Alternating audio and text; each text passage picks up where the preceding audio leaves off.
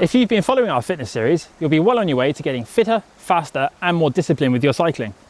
If you haven't, where have you been? Go and check out the other 2 videos before getting stuck into this one. This week is all about increasing your longest ride, increasing the intensity, and really digging deep throughout the week. Let's go.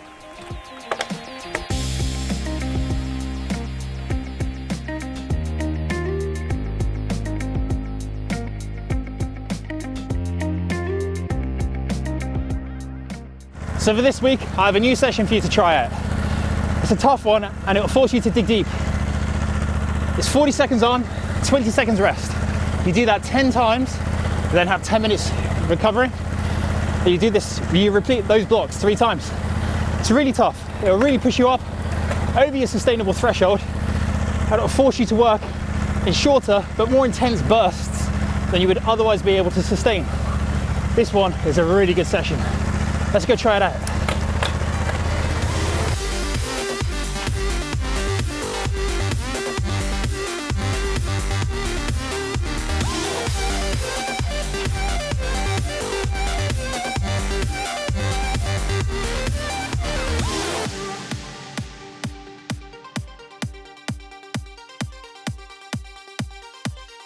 Remember those 6 by 30 second efforts? Remember I said not to do them too often? We're going to leave them out this week. Instead, we're going to try 6 by 2 minute efforts. 2 minutes on, maximum effort off a steep climb, onto a gravel road even, followed by 5 minutes recovery. It's a different stimulus, but it's targeting a similar kind of energy zone. And these are really going to help you on those short, sharp climbs. Let's get stuck in.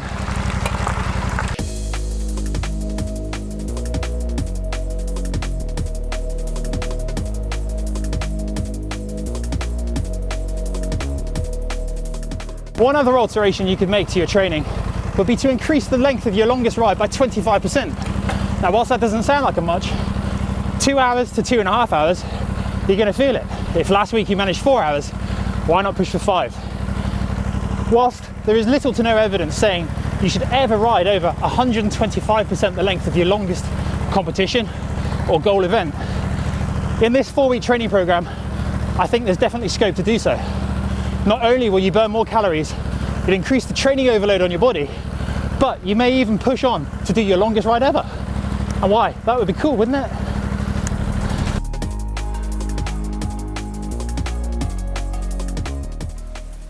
Oh, this training is pretty tough going. And if, like me, you've just completed 14 days of strict, structured training, the fatigue will start to be kicking in. Now, this is easy for the pros to manage, easier. If they're on a training camp, they have little else to worry about other than the training.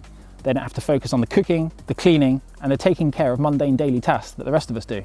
But there are a few tips in video 1 that will really help you streamline the time you have available. Being efficient and organised is key to maximising the amount of time you have to spend on the bike.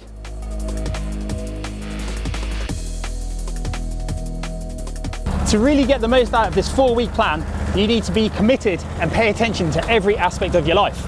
Now, I'm refusing to use the term marginal gains, but they were kind of onto something there, weren't they? Question the decisions you make throughout the day. Will this help your performance on the bike? If not, did you have a choice? Could you have done it differently? And what would you do next time to avoid making the same mistake again? A teammate of mine used to say the following: every day we wake up with our potential at 100%. The choices, decisions, and actions we take throughout the day either help maintain it or chip away at it. Whilst it's best to accept early on that we can't change everything, there are certain things we are in control of. The food we eat, how motivated we are on our bikes, and the commitment we give to the intervals and the sessions that we complete.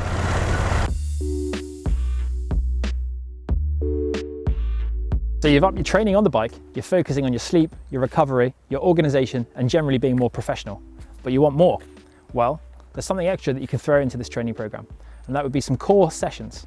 I don't advise doing more than 2 or 3 a week, and these don't have to be fully blown 60-minute gym sessions either. Just 15 minutes 3 times a week of good, sensible, focused exercises will be enough for you to see improvements on your bike and just in general life. You can do these either straight after you're on the bike training or separate them out and leave a couple of hours between the sessions. For inspiration and ideas on what you should do, we have some great core videos for you to view. But don't skip on the rest day. I'm a big believer in rest is best. Plus, it will help you charge your body and mind for you to get stuck back into that schedule once more. There's only 1 week left, and by now you're likely to be feeling pretty tired, and that's okay. Push through the fatigue, keep on going, and stay committed to the plan, because all of your hard work is about to pay off. For more training videos, why not click over here? Thumbs up if you enjoyed this training video.